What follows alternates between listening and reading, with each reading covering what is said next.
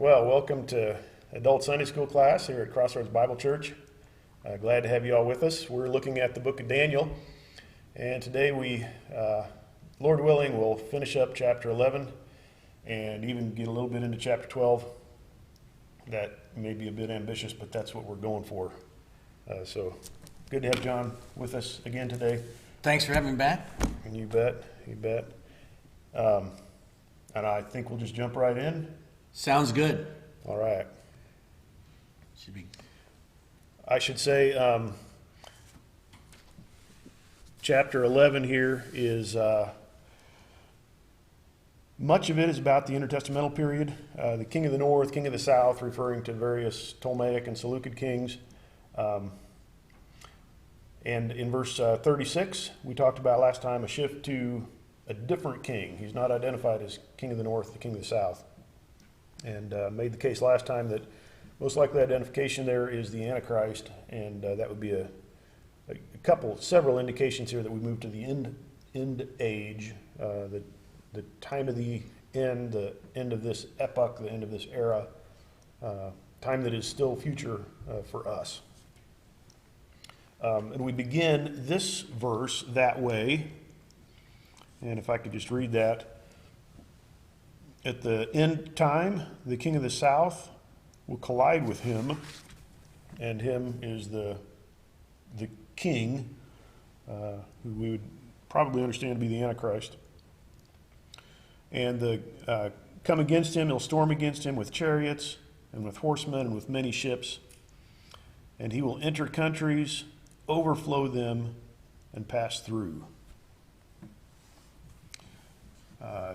The photo I've got here is a dusk setting up in Beirut, north of the land of Israel. Kind of dark and overcast, and I think kind of gives the flavor of that period when there's just much evil happening in the world as God begins. Looks a little ominous rather than something cheerful. Not a beautiful sunset, no, but a dark and dreary sunset. And if I could say something just about the phrase, the time of the end, it could contrast this with is it Daniel's time, and even a little bit later, we begin to see Greek philosophical thought where time is cyclical. The same kind of stuff happens again and again, and it's kind of man's curse to be part of that. And his freedom, or salvation, if you will, in Greek philosophy was to get out of that cycle and enter a different space that was timeless, kind of divine, as it were. I know that's not the way you think of the Greek pantheon. Well, the Greeks always looked for knowledge, right?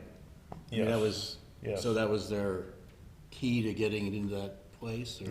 Yeah, to escape the cycle of time. And I think we can contrast that here with Daniel and all of Old Testament and even New Testament thought, where time is linear and moving toward a point. And of course, a major point, in fact, you might even argue the midpoint of God's scheme here in human history was the incarnation. So much of the Old Testament pointing toward that, and so much of the New Testament looking back at it. And yet here we have also something that is yet future for us, those of us who look back on the incarnation. There is an end time. So God is moving events toward a specific goal, and an end, a time that is yet future for us. And it's not an unending cycle like the Greek philosophers, the way that they viewed it. A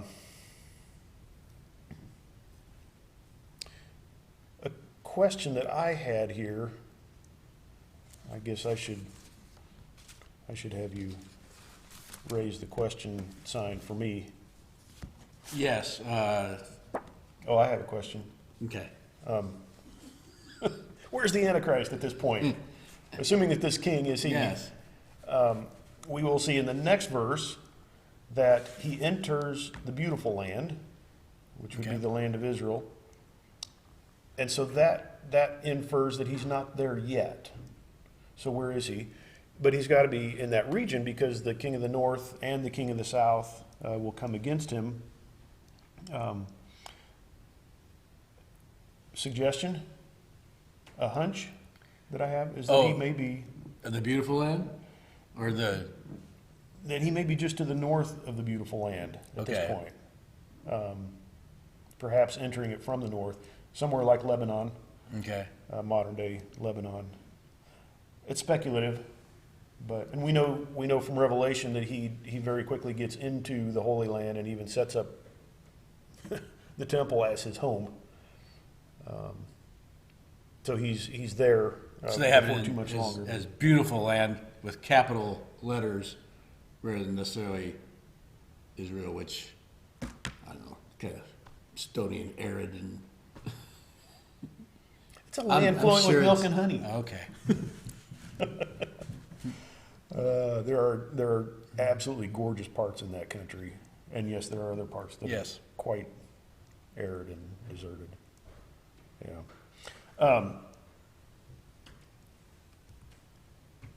Daniel uses in some of his earlier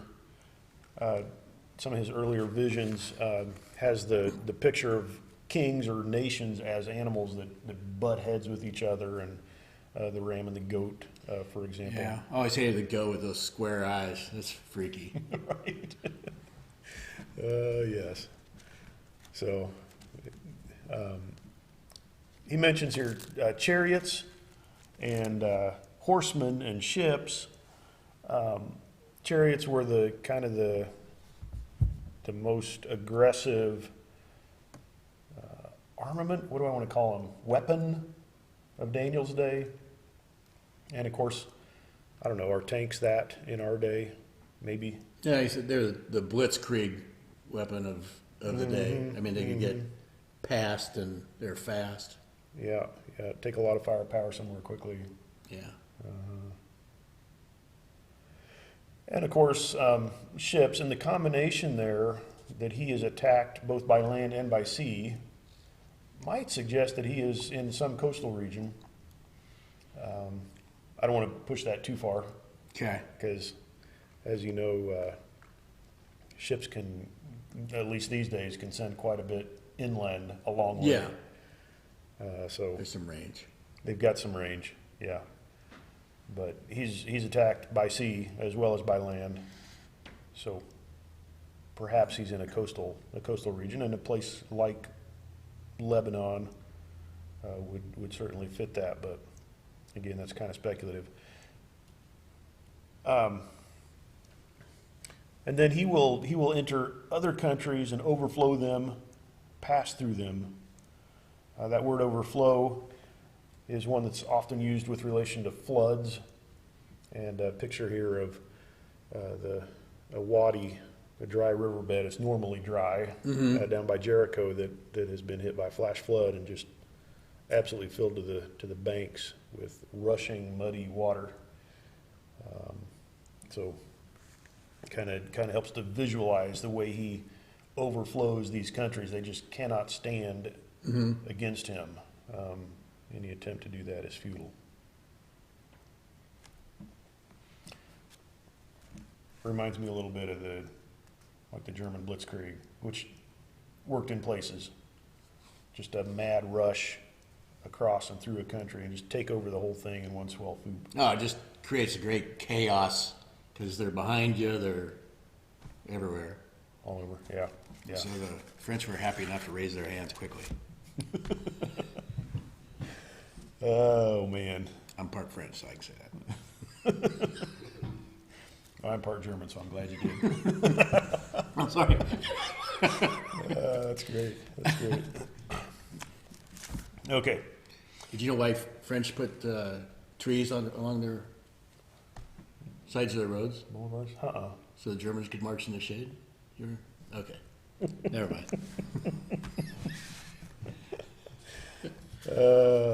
Now, Yes. I about need to. You have a comment there, John? Yeah, I don't think that's good. Okay. Okay. Moving right along. Verse 41, he'll also enter the beautiful land. And almost every commentator takes that as a reference to the land of Israel. Given that this is from a biblical perspective, that would be, the Holy Land. And many countries will fall, but these will be rescued out of his hand. Edom, Moab, and the foremost of the sons of Ammon. Peculiar. Yes. Yeah, really, really interesting comment there. What do you know about Edom, Moab, and Ammon? Well, Edom's from Esau, One and the same. and so you wouldn't think that they would be rescued or favored necessarily. Yeah. And then Moab and Ammon, aren't they from Lot getting talked into a bad idea? Yes. Getting talked into a drunken stupor. Yes. Those are his sons and also grandsons. That's weird. Yeah. So I think Moab's the oldest daughter, and Ammon is the youngest daughter. Yep. Apparently, they thought they were the last people on Earth Yeah. after the. Yeah. Coming out of Genesis 19.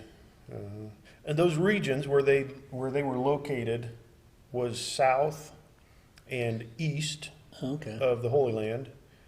Edom actually goes down as far as Petra, which everybody knows Petra if you've seen Oh, everybody. any of the, not any of, the second of the Raiders of the Lost Ark. Okay. Was it the second one? Yeah, the Holy Grail. That was the third one. Second one was We're some really bad at this. some Indian. Oh, yeah, you're Stone. right. You're right. All right. Yeah, it's the third one. I believe. It was an official rabbit trail. Squirrel! Okay. Okay. Yeah, okay, but just for emergencies. I was hoping maybe we could make it through without that, but Yeah. Almost. we didn't. It was my own fault. Moab located a little bit further to the north, and then Ammon even further north. And this is fascinating. The foremost of the sons of Ammon. That's a difficult phrase, and there's a variety of ways that gets translated by different English versions. Some people think that maybe that refers to like the chieftains or the leaders or maybe a certain section of it. Another possibility is that it refers to Greater Ammon. I won't go into detail on that, but it could refer to if that's true, it would refer not just to this small area, but it would refer to an even larger. In the time of the New Testament, this whole area was ruled by the Nabateans. Edom, Moab, Ammon, all of that was Nabatean. And the Nabatean kingdom went as far north as Damascus, which I think you can see on this. Nope, that's Salakah. It's even further north than that. Okay. So, so there's a possibility it refers to basically most of what we would call modern day Jordan. Okay. Of course, the $1,000 question is, why do these get spared and not other places, Egypt, the Holy Land, Lebanon, Syria? Yeah, usually it's. somewhere else?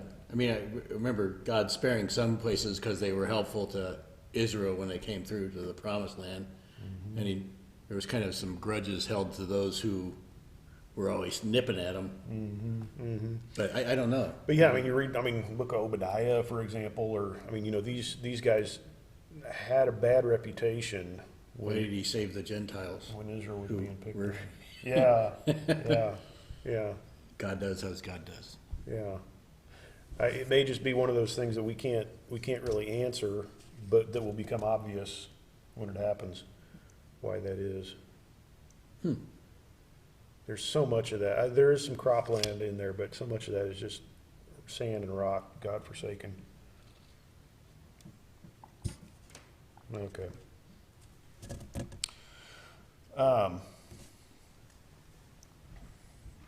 There's a fortress an old Ammonite fortress, sorry, Moabite. Okay.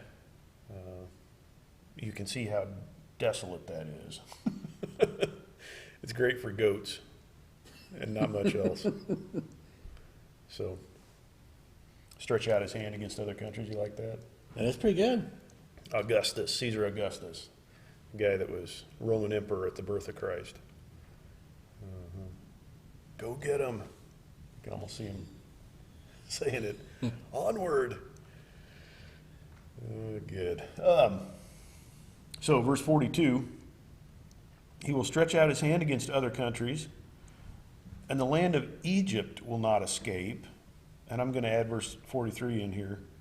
He will gain control over the hidden treasures of gold and silver, and over all the precious things of Egypt, and Libyans and Ethiopians will follow at his heels. So what does Egypt have that is valuable? Gold and silver. Gold and silver? Yeah, Well, I mean they have like a big agriculture. I mean, center.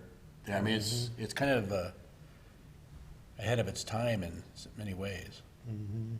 well, and you would know, I mean, like in the Roman Nile. period, they were the breadbasket of the world. They fed Rome.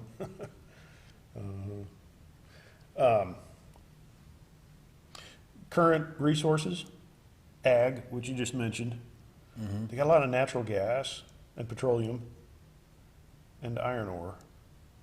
Are we putting And this to some other modern things. day? Yeah, modern day. I don't typically think of Egypt as having a bunch of wealth, but No. their historical stuff is magnificent. Yeah. I mean, here we have the pyramids, which, I mean, tourist industry just off those things alone is huge. So that's kind of fun. The Egyptian Museum is stuffed to the gills with cool stuff What Britain didn't take. of historical value and of monetary value. Yeah, right. This is actually a replica, but it's a one-for-one of King Tut's tomb. Okay. And a lot of his original stuff is in the Egyptian Museum. Nice. Yeah, a lot of gold, a lot of ebony, a lot of ivory. If it's expensive, he had it. This is a rabbit trail. No. It's good. You know what all those white things stacked underneath that? I was going to couch ask, are? but I didn't want to go on a rabbit trail. I'll do it for you. Those are Little- little mummy cases I was going to say those little caskets for animals. animals. So they would mummify like ducks or cats. Who wants or to go through the birds. time doing that? Yeah. Well, I think That's the why idea they was lost their civilization. Wasting their wasting time on their that stuff. time on that. It's not like they were playing video games or something. We're gonna mummify another cat. That's actually not a bad idea. They ran out of cats. There's so They many ran out piles of of Okay. But something a little more valuable. Tut's mask. He was buried. This was the innermost mask of his. It's solid gold. And then he was buried within several. It's kind of like Russian nesting dolls. Kind of get smaller and smaller, and finally, in the inside was his mummy and this golden mask over it. But By the time it gets down that small, it's pretty disappointing. well, yeah, I mean, it was a pretty human cool size. too. Yeah. Yeah. But yeah, you're wishing for the great big when you open that first one. Then it says the Libyans and the Yeah. Ethiopians will follow at his heels. So this is an interesting one because these guys, Libya is off to the west Right. of Egypt. And Ethiopia south. And Ethiopia is to the south. Now, this is not modern day Ethiopia, Right. African Ethiopia. Sometimes it's referred to as Kush. Sometimes it's referred to as Nubia in the Egyptian documents. But yeah, it's southern. You can tell on the map there. It's south of a number of cataracts, which were kind of natural breaks in the Nile River. You had to portage around them. You couldn't run your boat through them because too many rocks. So there's several cataracts up from that, so a little bit separate from Egypt. But this guy actually conquers them and makes mercenaries out of them, and they Yeah, it sounds like follow him. He puts in a puppet dictator for those, rather than, he just took over Egypt, sounds like. Yeah, yeah. But those just kind of went along when they saw the writing on the wall, so to speak. Yeah, they didn't have to lose their economy. We're in. Do your French thing again. Oh, Hands up.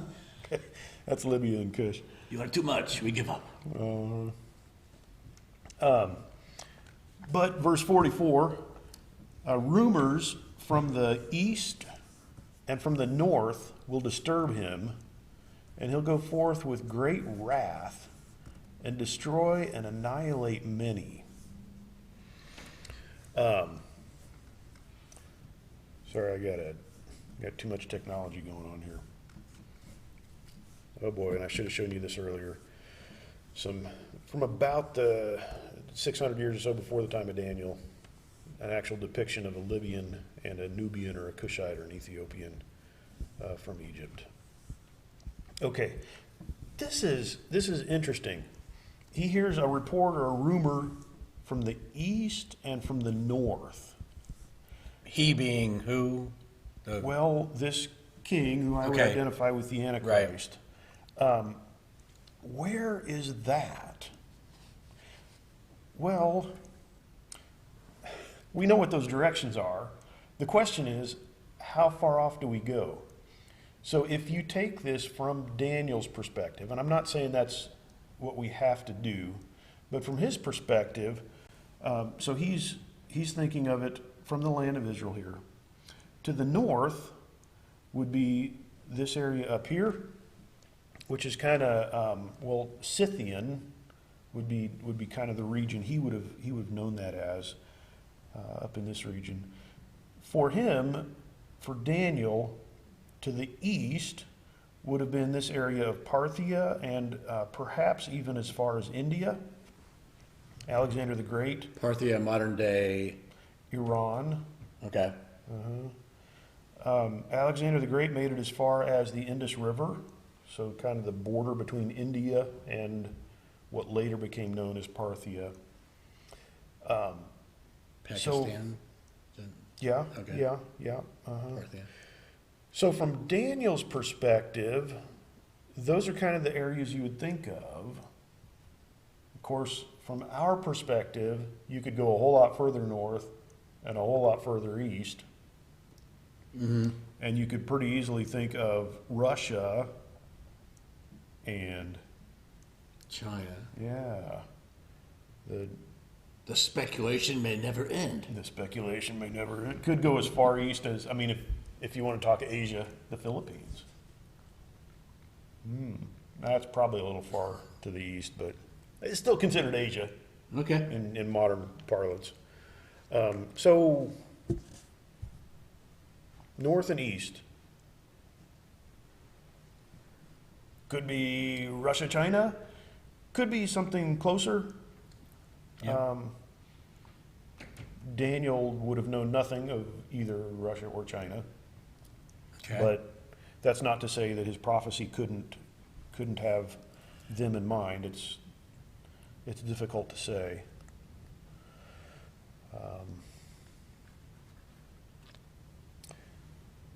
I don't think I have much else to say about that. Just to ask the question and point out some possibilities. Okay.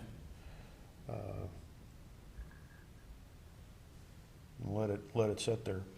This is a bridge over the Euphrates River.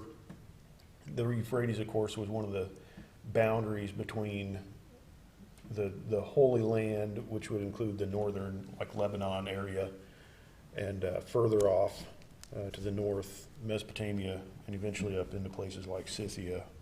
Okay. Yeah, verse 44, if you're going to disturb somebody, don't tell anybody. Yeah, Just, yeah. it's just keep a it secret. rumor. The secret. guy's annihilating you. Go ahead and arm the nuke before you send it off. Go forth with great wrath and destroy and annihilate many. maybe the closest thing that we have to that sort of thing is still the Holocaust, the Jewish Holocaust. This is a different picture from Yad Vashem, the Holocaust Museum in Jerusalem. They're collecting names of people that have been identified as having died in the Holocaust. I can't recollect. The number keeps increasing as they keep doing research and as new archives open up in some of those Eastern Bloc countries. But this room is actually where they keep those lists of names. It's many millions. Mao did 50 million and Stalin did Oh my goodness. 7 million in a purge. Yeah. But Yeah, isn't that amazing? yeah, And now we all wonder what has the coronavirus done in China. It's hard to get good info. You're not Yeah. gonna bite on that one, are you? well, That's fine. they have different ways of treating it, like welding people in their houses. You shall stay home. Yeah, I should have had that picture with the Nazi blitzkrieg when we talked Yeah, about that. yeah. The old goose stepping. Their helmets. Okay. Next verse, 45. He will pitch the tents of his royal pavilion between the seas and the beautiful holy mountain. Yet he will come to his end, and no one will help him. Where's that at? Well, we can start with the seas. Previously, back in verse 41, he had entered the beautiful land of Israel. Clearly, Sounds like from the north, right? Yeah. the holy mountain would be Mount Zion, Jerusalem, and then the seas. So the obvious one, if you're talking ocean, is the Mediterranean. Right. However, the Dead Sea and the Sea of Galilee are also referred to at times as seas. And it's kind of interesting if you mark out the area that appears between these. It's kind of this region here. And Megiddo sets within that, in the Jezreel Valley. Why is that of interest? I'm glad you asked. I thought I asked, but yes, it's, Yeah. I'm inquiring now. Well, let me read to you out of Revelation 16, starting with verse 13. I saw coming out of the mouth of the dragon, and the context would identify that as Satan, the one that comes up out of the pit, and out of the mouth of the beast, and that seems to be the Antichrist, his minion, and out of the mouth of the false prophet, 3 unclean spirits like frogs. That's nasty. For they are spirits of demons performing signs. They go out to the kings of the whole world and gather them together for war of the great day of God, the Almighty. And then in parentheses he says, behold, I'm coming like a thief. Blessed is the one who stays awake and hangs on to his garments, lest he walk about naked and men see his shame. And then back to the narrative. And they gathered them together to the place which in Hebrew is called Har Megaddon, which we usually refer to as Armageddon, Yes. right? So Hebrew Har is mountain, and Magaddon, And the French Megiddo, don't pronounce their H's. right? So you would know that, right? Yeah.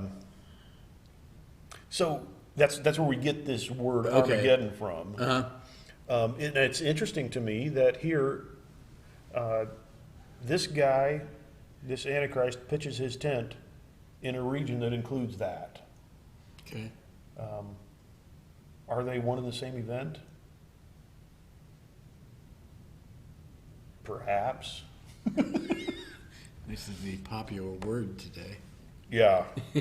Well, it's prophecy. I know. I have to say. Well, this stuff, I mean, perhaps just on reading some of it, it gives you enough glimpses of different places in the Bible that mention it, but it's still just so speculative. Yeah. it's ambiguous, and I think it's intentionally that way. Yeah, We've talked about that before. The goal here is not to let us lay out all of future in detail. That's not its purpose. But that's where we always want to go with it. Yes. Figured out ahead of time. So, maybe that's a passing reference to the same event that appears again, probably depending on what commentator you read, probably appears again in chapter 19, the final battle between the Antichrist, Satan, and God. And that statement that he'll come to his end is almost anticlimactic, right? It's just like, there it is. He comes to his end, and there's nobody to save him. Like, well, I thought we were working up to a big battle between good and evil and that kind of stuff. But it's not. It's not. It's just, he'll come to his end, and there won't be anybody to save him. So it's not, is it saying how he comes to his end? It's not really. it's got to be answered elsewhere. No, yeah. Okay. For Daniel here, it's just, and then he'll be done. You'll let me read to you again? Please. Out of Revelation 19, starting with verse 19. Yes. I saw the beast and the kings of the earth and their armies assembled to make war against him who sat upon the horse and against his army. That would be Christ. Okay. And the beast was seized, and with him the false prophet who performed the signs in his presence. There wasn't a mighty duel or anything like that. When the Messiah came, he or even one of his helpers just seized the beast. And if I'll skip a few verses here because there's another similar one in chapter 20. In the intervening, he talks about those that are killed. And then in chapter 20, verse 1, I saw an angel coming down from heaven having the key of the abyss and a great chain in his hand. And he laid hold of the dragon, the serpent of old, who is the devil and Satan, and bound him for 1,000 years. And I'm just struck, that kind of sounds similar to Daniel, who says, his end will come and there will be nobody to save him. And in Revelation, the Antichrist and Satan, when the time comes, somebody grabs a hold of him and binds him and chucks him into the abyss. There's not this huge battle and you're holding your breath waiting to see what's going to happen. Will evil triumph or will good triumph? It's not that. It's just, okay, now God says it's time. There's lots of battle before this when God lets stuff play out. But when he's done and he says, okay, take him, carry him away, they're powerless in the face of God to do anything about that. Somebody just comes and grabs a hold of them and When you carts them can off. speak the world into existence, I think it is rather formidable. Yeah, which makes you wonder, why do we think we can shake our fist at him, or he's the one that made us. And we think we have a right to be upset with him over anything, or it's kind of amazing.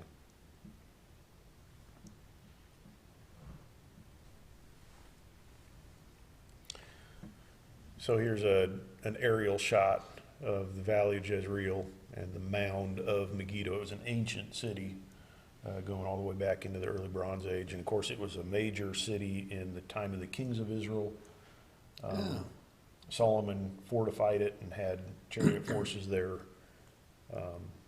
Today there's a prison just off of the mound. Do you remember what tribe was there? Okay. Just interesting. Is that a rabbit trail?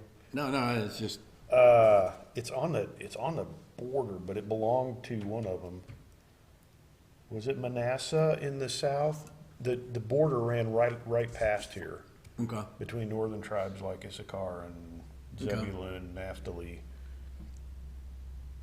Okay, so it's I said Manasseh, did I mean, sounds like it's between like the northern 10 tribes and the, a little bit, yeah, a little bit between further. Judah and Assyria? Further kinda, north. Or not? Yeah, yeah, up in the northern side of that. And what was it? Megiddo. I mean, what was it used for? You're saying or you just built a Yeah, well, fortification there? It was a major city. It's a rabbit trail. Yes. So Thank you. you feel like a dog Okay. that's been yelled, squirrel. Yes. Yeah. Okay. Major city because it sat on a pass, Okay. kind of like a city that grows up on Interstate 80 or the junction of 80 and 75 or 29 or Okay. that's why it was strategically important. If you controlled that city, you controlled the major north-south route through that area. And Because I mean, so, it's been part of the lexicon for 100 years, meaning, Armageddon, yeah. Yeah. yeah. You won't mind if I tell another rabbit trail? Please. Only if it's interesting. I think it was the War of 73, Yom Kippur War. Yeah. Egypt was getting ready to attack Israel. Israel knew about it. They have an air base down in that valley. You can kind of see Israel it from, did or They do. Egypt? Okay, Israel they do. does. Okay. And they put up their planes, but they ran them just above the ground, out the Jezreel Valley to the Mediterranean, turned south just above the waves, and then they had it timed to where they popped up in time for the Egyptians to see them on radar, run their pilots out, fire up their planes enough to produce heat, and by that time the Israelis were there with their heat-seeking missiles and just wiped them all out. I know they didn't get off the ground. Seems like Israel had to drop water to the Egyptians in the middle of the Sinai Desert just to help them Surprised survive. me.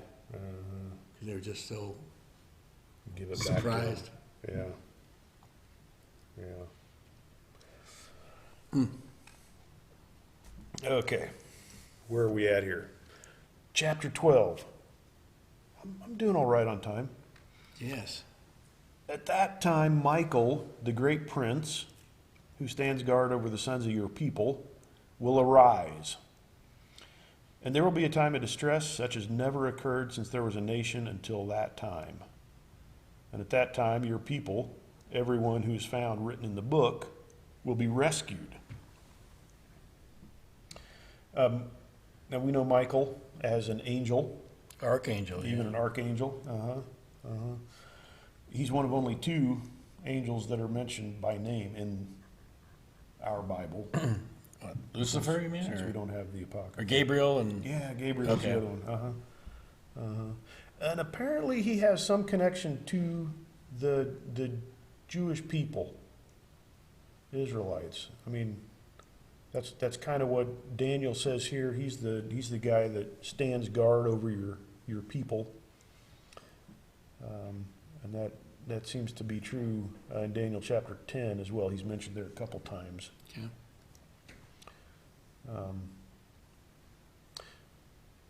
Interestingly enough, Revelation 12:7 indicates that Michael was the leader of the group that cast Satan out of heaven when he was, With a third of the angels? no, Or- future, when he will be Okay. cast out, thrown down.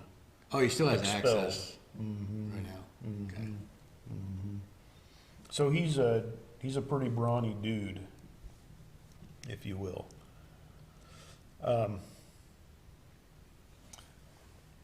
There's this time of distress, such as has never occurred since there was a nation until that time. There's a similar time of distress mentioned again in Revelation 13. There's a lot of connections, I think, between this and okay. Revelation 13. which states it was given to him, that's the beast or the Antichrist, to make war with the saints and to overcome them, which is kind of a nice way of, I think, of talking about that kind of wrath, distress. This is another photo that comes from the Yad Vashem Museum. It's outside, but one of the box cars that they used to haul Jews off to concentration camps. And you see how the bridge is just kind of lopped off. It's symbolic of the death of so many people. Point being, even that pales in comparison with what will be here. A really, really bad time, I think, for both the Jewish nation and for anybody who is a follower of Christ. And I think many of them will be at that point, not everybody. But interestingly, though, at that time, your people, everyone who's found written in the book, will be rescued. So God takes care of his own. That's not to say none of them die. Going through Revelation, we've seen multiple references to a bunch of martyrs who cry out to God for justice. It's not that God doesn't let any of them die, but his people, he will take care of them.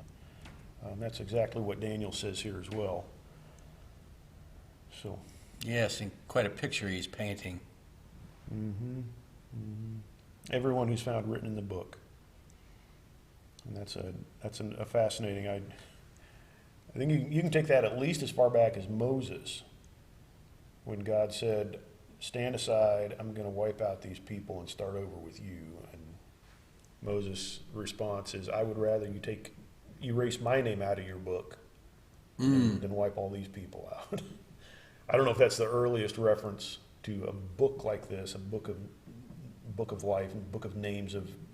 And then later, Paul in was it Romans 11, talking about he would gladly sacrifice his own, if it was possible, Yeah. to save his people. But Yeah, much like Moses.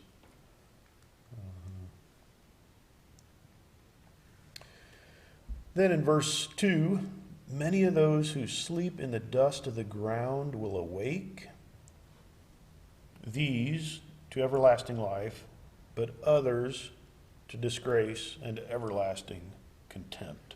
That doesn't sound good. No, It not sounds like weeping and gnashing of teeth there. it does. The worm doesn't die. The only... Okay, so I've got a picture of a cemetery here on Mount Zion, which is right next to the Institute of Holy Land. Oops. It's called the Institute of Holy Land Studies when I was there. Now it's Jerusalem University College oh, on Mount Zion in Jerusalem. Protestant cemetery. This is also a cemetery. It's across the valley on the Mount of Olives. I know at least part of this is Jewish cemetery. That's a lot, Okay. lot of tombs. yeah, it is. But I think there's a good number of Muslim tombs on this side as well. This is the only reference. Wow. I keep sidetracking myself with pictures. This is a tomb from roughly the time of Daniel, the Iron Age 2. Let me get my pen out here. So they would lay the body out on a bench like this, and then close the tomb up and leave it for a year, which is similar to what they did in the New Testament, but with a twist. In the Old Testament time period, they would then come back and throw their bones into a pit dug out underneath, and you can see this one actually still has the bones in it. Oh, And from that idea, they spoke of sleeping with your fathers, because their bones were actually mingled with those of their ancestors in a bone repository. So in the Old Testament, when they're always talking about he was buried with his fathers, kind of thing, that's what they're kind of talking about. Yep. in the same tomb. These Huh. are cut out of the rock. This is a replica tomb, but it's I've seen enough of the real thing to know that it's right. Okay. It's a little bit different. Again, you can see that the skeletons are laid out, the bodies are laid out on a bench, a burial bench. But then in the back, there's this little niche. Sorry about that. Get my pen back out here. There's this little niche that has a bone box in it that's carved of stone. And when they came back, they wouldn't collect the bones and throw them down into a pit. They would collect the bones and put them in one of these little boxes and then shove the box back in a niche. And there would be multiple niches, as many as they needed for that kind of thing. So people who invented the bone box industry apparently did pretty well. Did pretty well. Uh-huh. Better than just Some throwing of them them were really, really expensive for those that could afford them. Yes. Little timeline here. So, of end of the epoch type stuff, end time stuff, if you will. The only reference that I'm aware of where we have the resurrection of both the righteous and the unrighteous. Is it right there? Well, that's what this is. And if I search the rest of Scripture, and I'm basically Oh, okay, okay. basically looking at stuff in Revelation, is the Great White Throne Judgment, which seems to... But the great white throne judgment is only for those who don't believe, right? That's a fascinating question. Gary and I were talking about that earlier. We could go read in Revelation 19. But it says, those whose names were not found in the book of life were thrown into the lake of fire, and this is the second death. Okay. Does that mean everybody who stood before the throne in judgment, their name was not? Or does it mean some were and some weren't, and there was a distinction between them? So part of the question then is, when do the Old Testament saints, when are they resurrected? Mm-hmm. That's kind of the same question as what you were just asking. And are a couple I of... didn't think so, but okay. No. Well, is it just the wicked? That was a good comment, John. Is it just the wicked that are resurrected there? Or is it the wicked and the rest of the I thought that there was a different judgment, is what I was saying, for the believers. It's like your works and Yes. things like that. Okay. So from a pre-trib, pre-mill position, which is me, Yes. I would put that following the rapture here. Okay. All right. That is a resurrection, including people who do not go through death. Mm-hmm. But we will not precede those who have died, but we will join them to meet Christ in the air. Okay. And yeah, there's a judgment at that point. That seems to be only church age saints. Okay. I'll But have this, to review this stuff is still future, and it's not always crystal clear. There's also some possibility. So Revelation talks a number of times about people resurrected who die in the tribulation period, who then join Christ. Okay. They are raised up. So there seems to be some stuff going on there too. And perhaps Daniel is just being big picture here and is just referring to the resurrection of this period in general. Okay.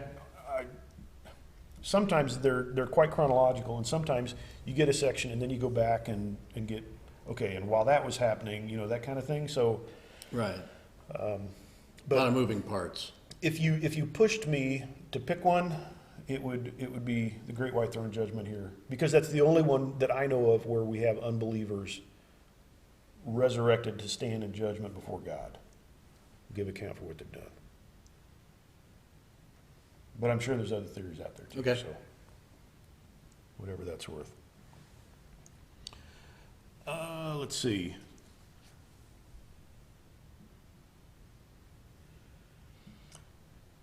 Oh, yes. I was going to ask you, why does it say many of those who sleep in the dust will awake?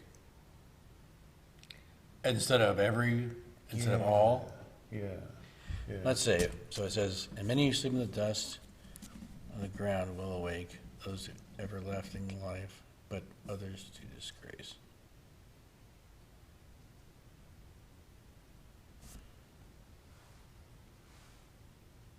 I hope you have an answer for this. At least a comment.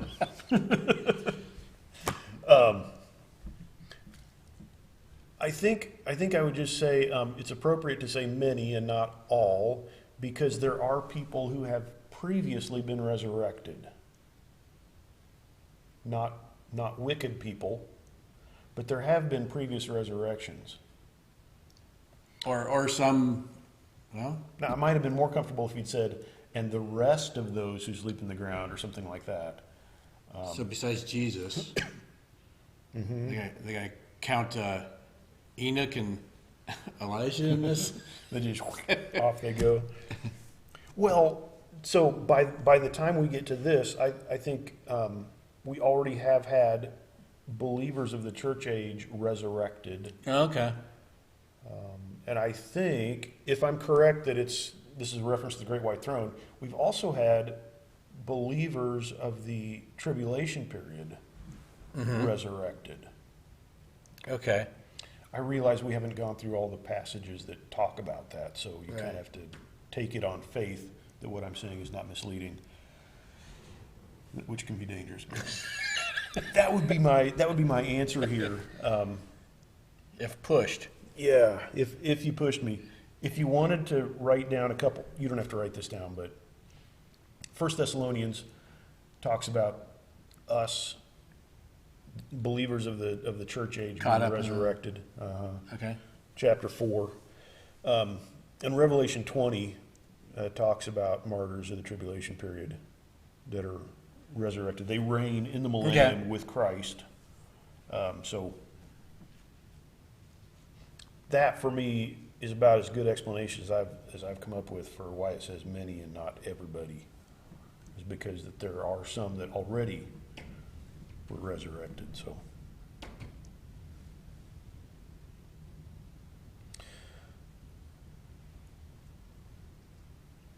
Okay, so I've got some text there.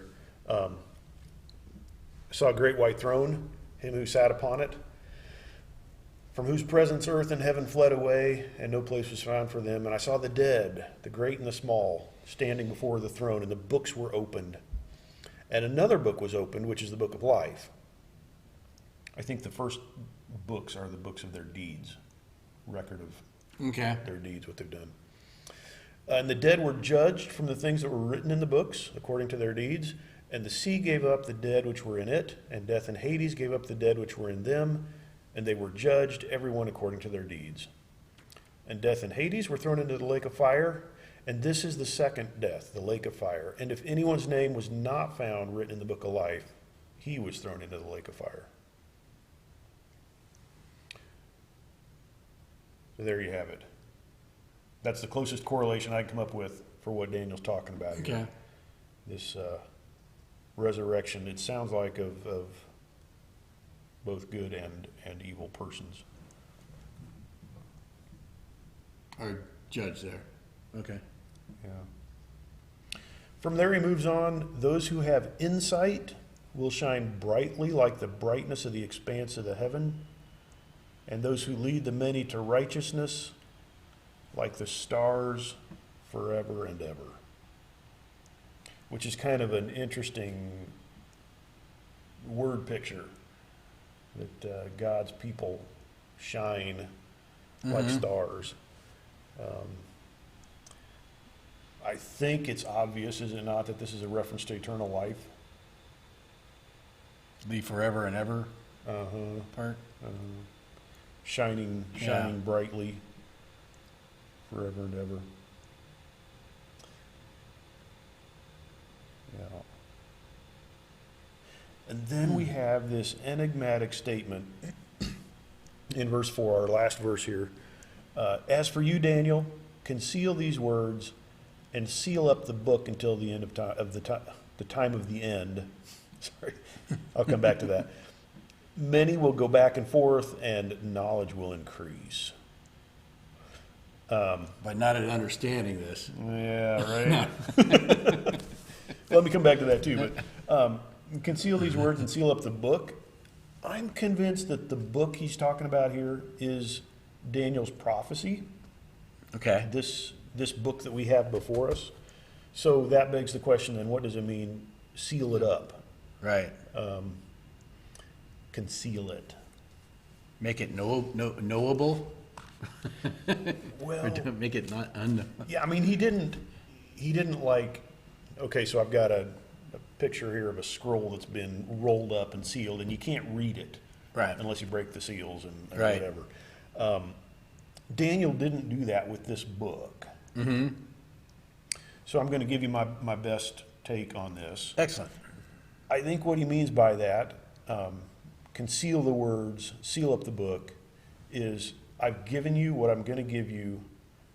Don't press it any further. I'm not going to tell you more. This is it. It's not for you to understand everything about this, but it's given more for those at the climax of the age. Mm-hmm. It's for them, and it's not for you. And so you won't understand everything that's in here. And he clearly Or anything. he clearly did not. In fact, there's clearly stuff here that we don't understand. Mm-hmm. It hasn't happened yet, and there's parts of it that are just really ambiguous. But I think the reason was, and we'll see in the last section, Daniel asks a couple questions. He gets some answers, but he also gets stonewalled in a way. Mm-hmm. And I think the reason is God gave the amount of information he wanted to, and that was it. He didn't intend to reveal more than that. This is a sealing, sealing, a sealing on a set of doors from Tut's tomb.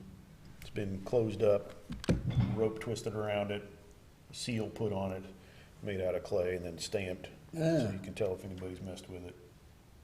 Just another picture of wrapping it up and just let it be. And if anybody tampers with it, we know. This statement at the end, many will go back and forth, knowledge will increase. You know, on one hand, you could say, oh yeah, the information age, you know. I suspect, though, that what he's talking about is more knowledge of God's program. And we certainly have a lot more there than Daniel had. Yeah. We look back on the Messiah. That was the greatest mystery of all. How does God accomplish redemption? He does it through a baby born in a manger? He does it through a man crucified by the Romans? Yeah, yeah, that's how he does it. And now we look back on that and we know the story of redemption and we know how salvation is accomplished.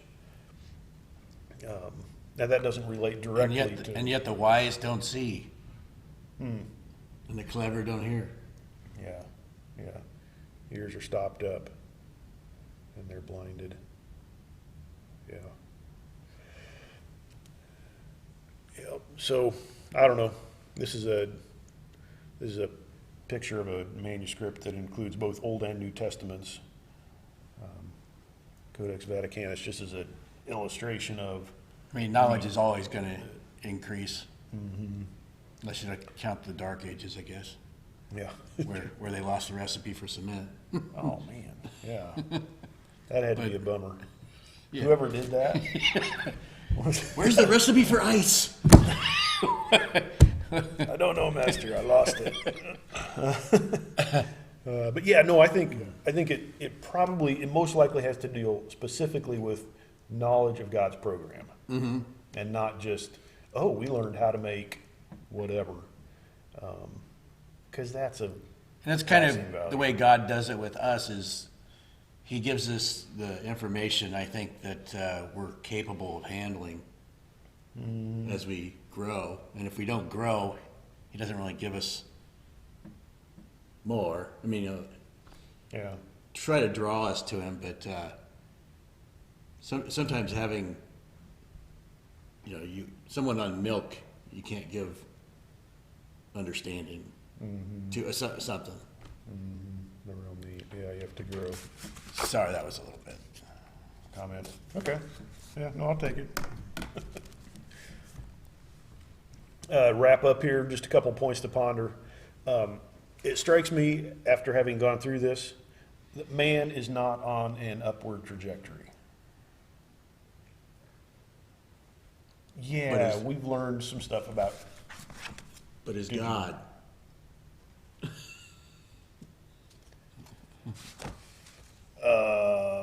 is God on an upward trajectory?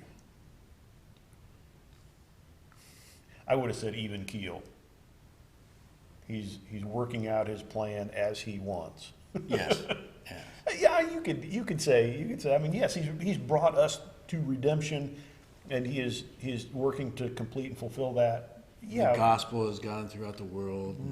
yeah. God's work is certainly. And we on keep an going upward back to trajectory.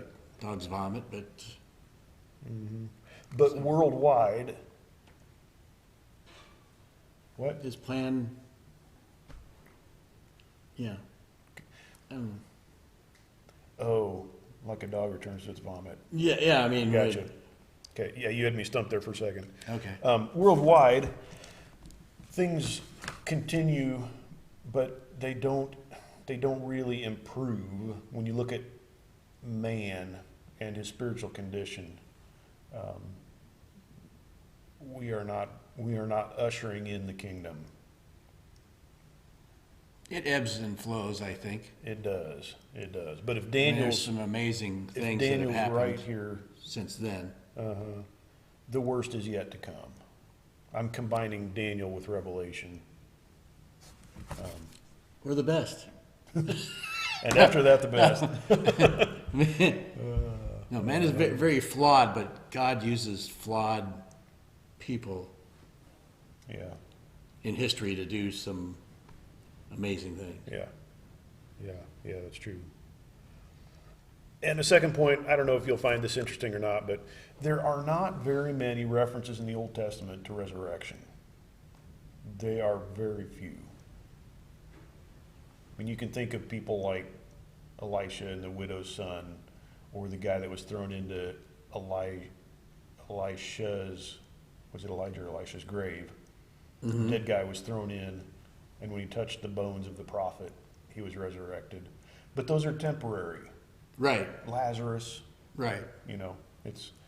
but Well, I mean, this, that's probably why there was such an argument between the Pharisees and the Sadducees, and how Paul got them arguing against each other. yeah. So, because it doesn't say a whole lot. Yeah, you're right. They should have read Daniel. Daniel makes it pretty clear. Okay. I mean, you can't argue Yeah, good with point. the eternality of the resurrection that he refers to here. But it's a rare and almost unique kind of stuff. You get hints about it other places, but this is really a standout for the Old Testament. Of course, we get a lot of the New Testament. I never put that together. That was Daniel considered a minor prophet to the, or kind of in the middle, or was he a major prophet to Oh my the goodness, Old Testament. you stumped me there. I'm going to call him a major prophet.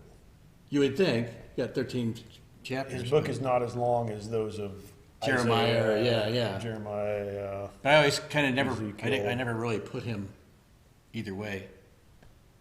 Let's call him major, because he's Okay. the one that talks about resurrection. Oh yeah, So yeah. he's got to be major prophet.